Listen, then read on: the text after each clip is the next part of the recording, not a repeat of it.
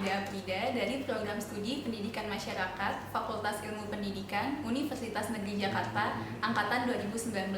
Di sini saya akan memperkenalkan Prodi dari Program Studi Pendidikan Masyarakat Fakultas Ilmu Pendidikan Universitas Negeri Jakarta, one and only Bapak Karta Sasmita PhD.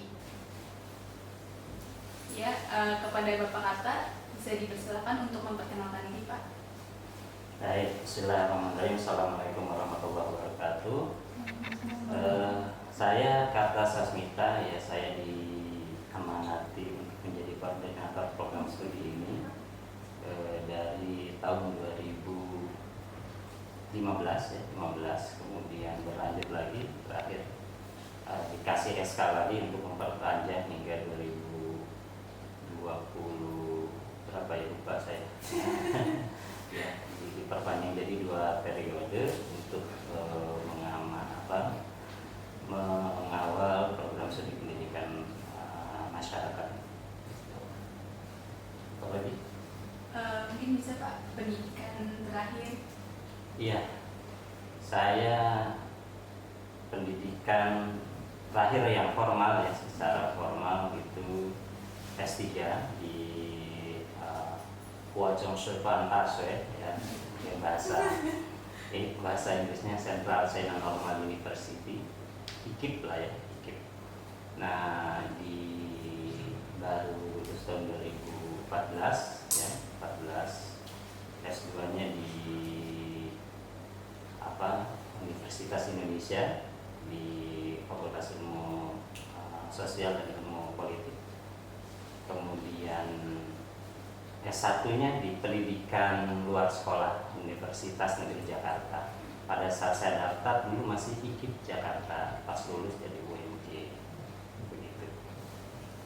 Keren banget kan Prodi kita. Jadi di sini ini perkenalkan Prodi dari Pendidikan Masyarakat, ya, adik-adik semua. Lalu nih Pak, mahasiswa baru itu pastinya butuh motivasi sekali, ya Pak, untuk mereka menjalankan akademiknya maupun nantinya mereka untuk mengikuti organisasi. Nah, Bapak mungkin punya Pak sambutan untuk mahasiswa baru kita nih Pak, biar meningkatkan motivasi mereka dalam hal akademik maupun organisasi nantinya. Baik, pertama saya mengucapkan selamat dulu, ya, selamat bergabung di Universitas Negeri Jakarta. Dan bergabung di Universitas Negeri Jakarta itu seperti yang dialami oleh Anda dan kakak-kakak sebelumnya tentu tidak mudah, karena persaingan masuk ke Universitas Negeri Jakarta cukup ketat, ya.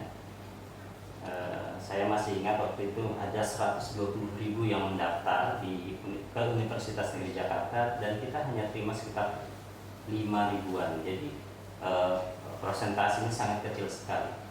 Artinya Anda yang masuk ke sini adalah orang-orang yang terpilih, ya, yang memilih dan terpilih,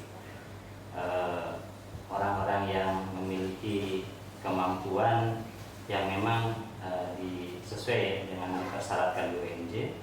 Jadi insya Allah, ya, insya Allah nanti bisa mengikuti karena memang orang-orang terpilih. Kemudian saya juga mengucapkan bergabung di pendidikan masyarakat, ya.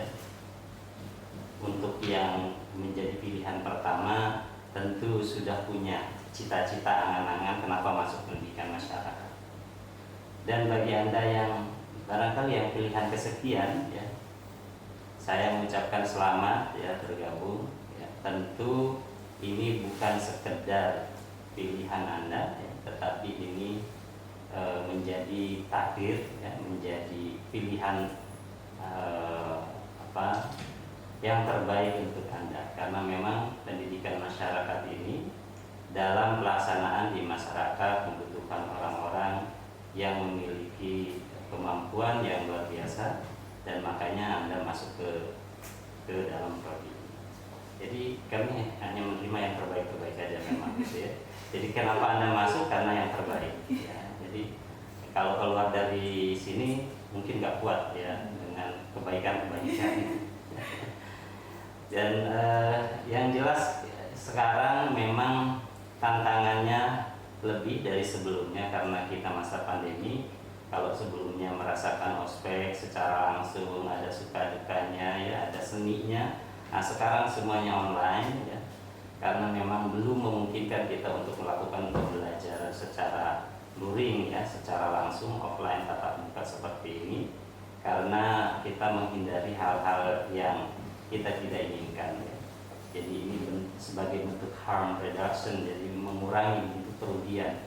Walaupun memang menambah pekerjaan ya, Anda harus menyiapkan perangkat pembelajaran, harus kemudian juga menyiapkan kuota, tetapi ya insya Allah akan tetap berjalan. Walaupun juga ada yang terdampak secara ekonomi ya, mudah-mudahan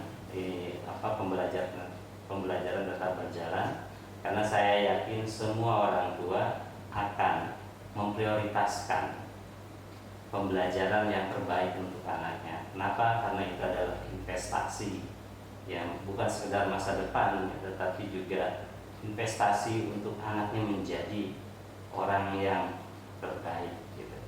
Nah, untuk tentu harapannya lebih besar dari itu ya, bahwa kedepannya bisa menjadi berguna ya, bisa berguna untuk nusa bangsa.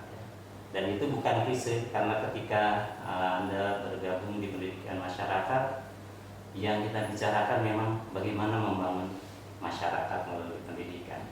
Sehingga ketika lulus juga harapannya ya, Anda bisa mengaplikasikan itu bersama masyarakat, kemudian memajukan mereka ya, terutama mereka yang terbelakang, sehingga mereka menjadi terdidik ya, kemudian terberdayakan. Itu mungkin. Nah, tadi kan Bapak kata sudah bilang ya bahwa Bapak kata ini lulusan S1-nya itu S1 pendidikan luar sekolah ya Pak, Yeah. Luar sekolah di Universitas Negeri Jakarta. Nah, bisa dong Pak sharing-sharing kepada teman-teman mahasiswa baru terkait pengalaman kuliah Bapak di pendidikan luar sekolah Universitas Negeri Jakarta ini Pak. Ya, ini sharing untuk pengalaman ya, pengalaman yang jelas situasinya sangat berbeda gitu. Jadi ketika saya internet itu masih sangat terbatas gitu ya, menyimpan datanya masih pakai floppy disk yang 3,5 inci yang gede gitu ya. Jadi saya kalau mau membuat makalah itu saya harus bawa 3 disk ya. Satu adalah form DOS gitu, terus satu format Word-nya, berikut yang kedua untuk yang ketiga ada data. Jadi pertama kita masukkan DOS dulu, DOS sudah masuk baru masuk ke yang Word sistem, baru masuk ke itu ya. Dan itu ribet ya, titik RM segala macam gitu. Jadi alhamdulillah sekarang kita ya gampang lagi pakai teknologi yang bagus ya. Dulu kadang-kadang juga pakai mesin tik, jadi mesin tik ini masih numpang lah ya, masih numpang, udah berisik numpang gitu ya. Jadi artinya dari segi fasilitas sekarang jauh luar biasa, untuk bisa mengakses apapun bisa gampang gitu. Kalau dulu mau skripsi itu ya memang harus nongkrong di perpustakaan ya. Harus lari ke perpustakaan nasional, harus lari ke mana gitu. Nah, sekarang di UNJ bisa ada EBSCO, Anda bisa download ratusan bahkan jutaan jurnal ya.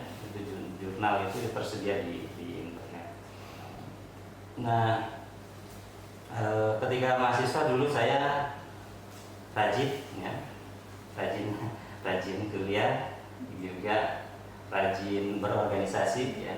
Saya organisasinya memang di dalam ikut juga, kemudian di luar juga ikut ya. Ikut organisasi di luar, termasuk kemudian saya ikut waktu itu menjadi relawan. Jadi relawan untuk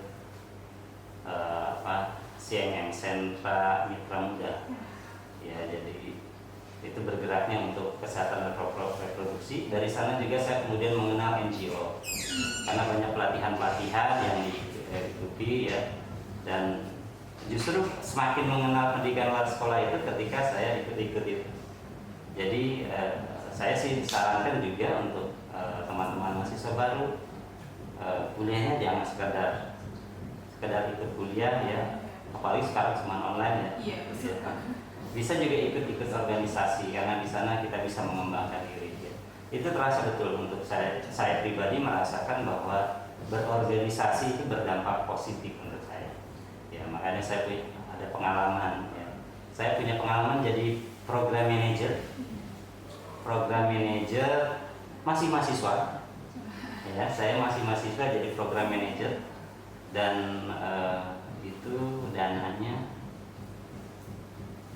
nggak banyak, cuma 43.000 US dollar gitu.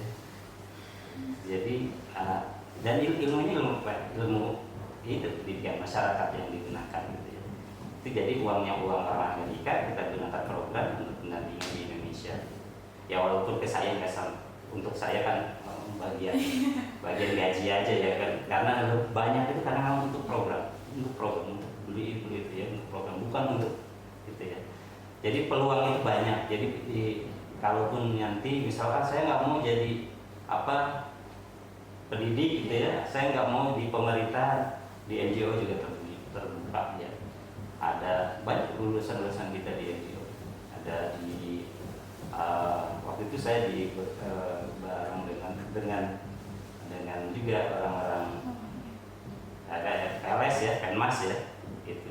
Kemudian mendapatkan data dari USAID yang dari Amerika, USAID, yang kemudian dibantu oleh lembaga di sini namanya ASA, Aksi Stop AIDS ya, ASA Bangkit. Nah itu saya merasakan ya, jadi pengalaman itu justru oh iya ya gitu. Bahkan sampai sempat lupa waktu itu kalau harus lulus gitu ya. Jadi kalau dulu kalau lulus itu biasanya aktivis gitu ya, aktivis itu ya. Kalau sekarang bingung juga mau ngapain gitu kalau nggak lulus cepat gitu. Sayang kalau sekarang sayang. Nah itu sih saya jadi ketika mahasiswa itu selain kuliah ya, kuliah biasa lah, kalau kuliah itu cuman gampang lah kuliah datang gitu ya, hadir gitu, ngantuk nggak apa-apa, ngantuk dikit gitu ya. Terus ada tugas kerjakan, nggak ngerti nanya gitu aja, gampang kalau kuliah itu ya. Pokoknya kalau ikut insya Allah lulus ya. Gitu. Terus tinggal kita tambah kembangkan. Nah tentu jangan sekedar lulus, tetapi ilmunya tadi diaplikasikan, ikut ini ya, ikut organisasi supaya berkembang. Kan di situ bukan hanya ilmunya, tetapi kita juga jadi ada keberanian. Saya masih ya tadi sebelum jadi program manager itu jadi relawan ya, kemudian jadi staff, pernah lakukan program pendampingan anak yang berkonflik dengan hukum. Coba pendidikan luar sekolah kok konflik dengan hukum ya. Enggak, sebenarnya kita hanya memberikan edukasi di penjara, di lapas anak gitu. Itu sih sedikit ya pengalaman waktu itu. Saya merasa bahwa dengan aktif selain di kuliah, organisasi itu berdampak positif gitu. Nah untuk teman-teman mahasiswa baru bisa banget nih dicontoh pengalaman-pengalaman dari Bapak Karta terkait organisasi maupun akademiknya. Jadi kita kuliah jangan asal kuliah aja gitu akademik, tapi kita juga harus mengikuti organisasi untuk mengembangkan minat bakat serta kemampuan-kemampuan sosial kita. Nah mungkin juga bisa dari pengalaman-pengalaman Bapak Karta tadi dijadikan motivasi untuk teman-teman mahasiswa baru kedepannya di pendidikan masyarakat Universitas Negeri Jakarta ini.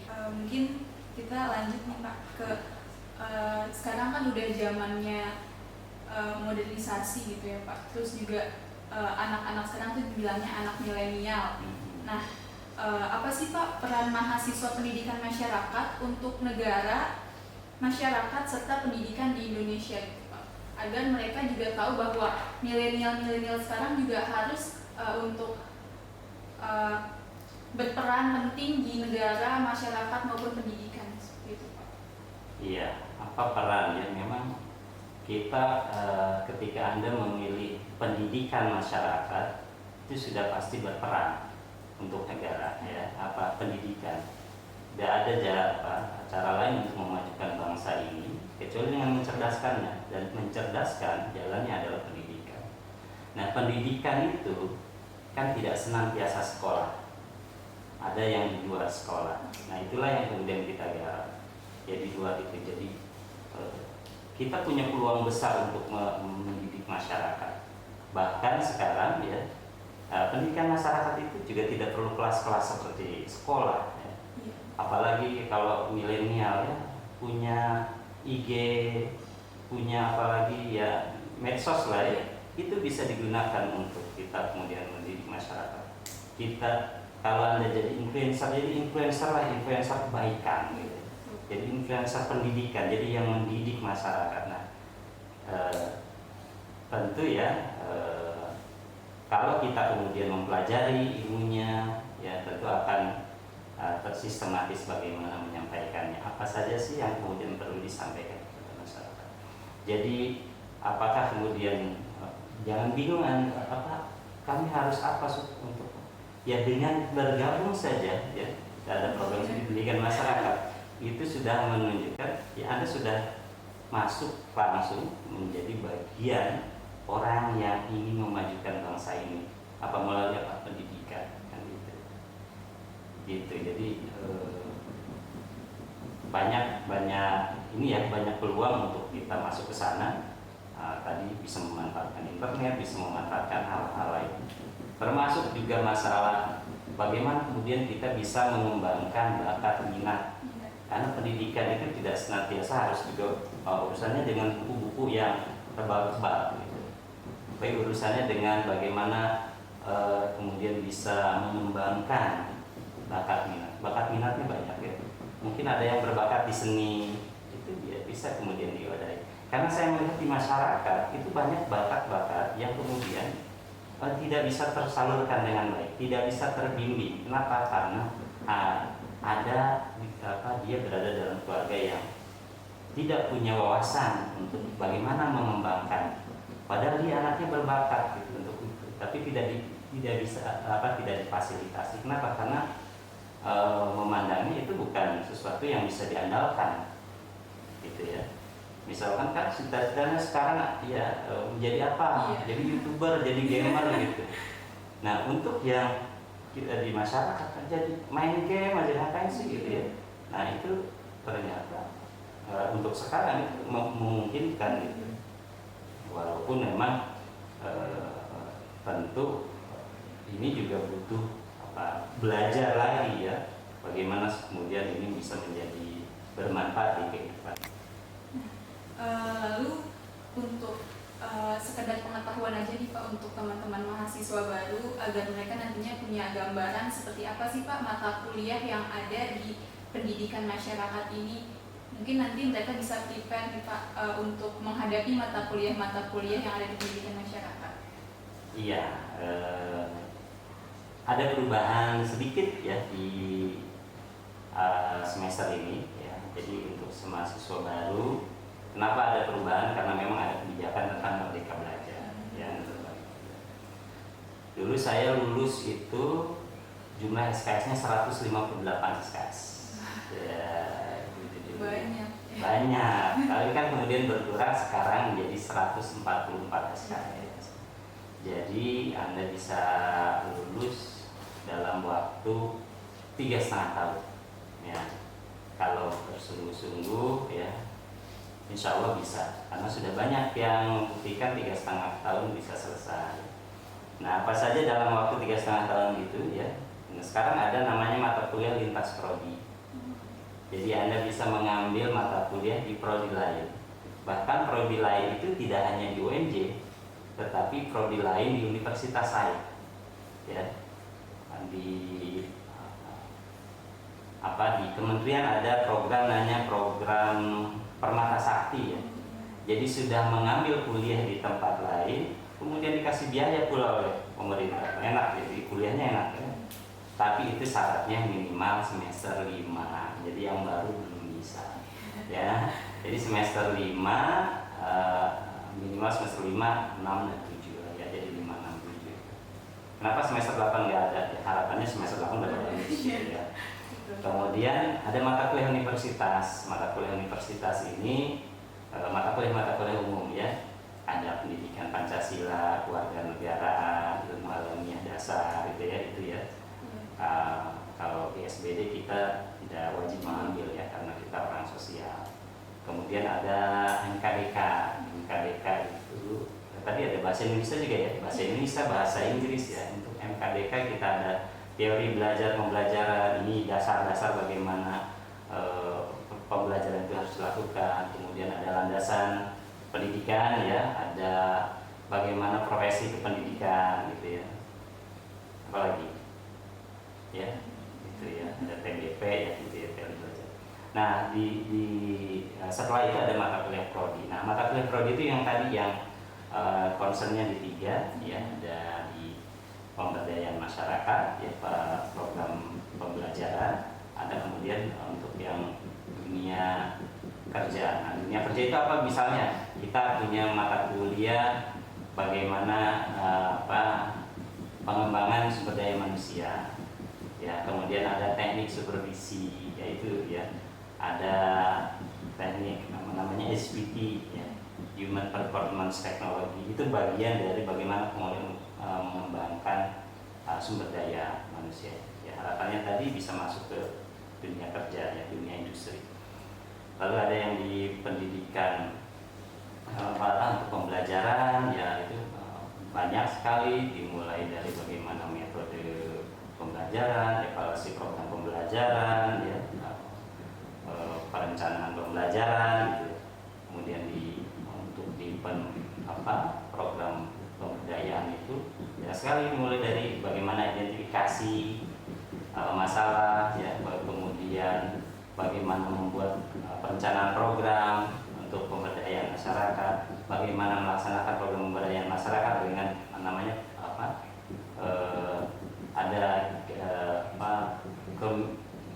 community organizing ya, mata kuliah pengorganisasian komunitas, ada pemberdayaan ekonomi masyarakat gitu. Ya, jadi itu bagian-bagian dari salah satu bagian dari program pemberdayaan ya. Jadi insya Allah ini cukup luas ya, tinggal nanti Anda mau mendalami yang mana ya, karena insya Allah ini bisa diaplikasikan dimanapun. Dan ada hal ya, ada ilmu dasar yang itu memang harus dikuasai ya, seperti tadi ada metodologi penelitian. Nah, karena itu bagaimana membangun kita, kalau di pemberdayaan masyarakat itu bagaimana melakukan pendekatan kepada masyarakat gitu ya. Jadi itu. Kemudian kita sekarang juga ada peluang untuk merdeka belajar itu. Jadi namanya ada magang, ya, ada penelitian, ada wirausaha, PKL, termasuk ada dual degree.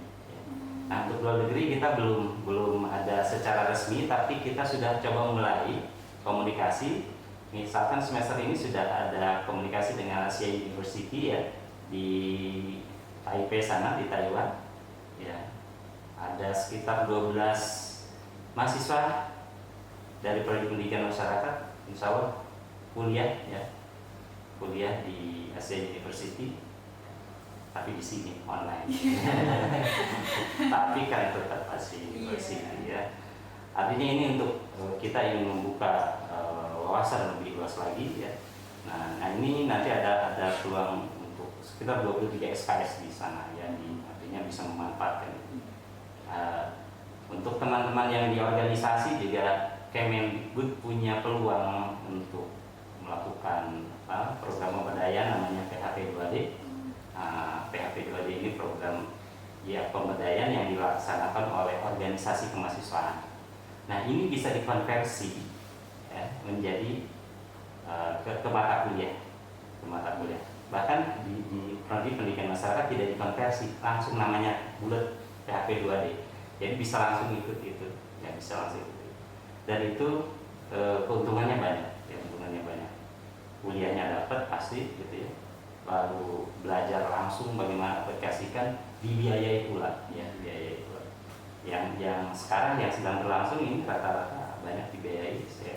Cuma dalam satu organisasi sekitar 60 juta, 40 juta ya. Ya kan itu bisa berbuat banyak di masyarakat. Dan ya itu barangkali ya untuk mata kuliah di prodi. Nanti bisa lihat lagi mungkin di BPA ya, buku pedoman akademik ya. Nanti buku pedoman akademik ini sudah kami susun ya. Itu dikumpulkan di WR1.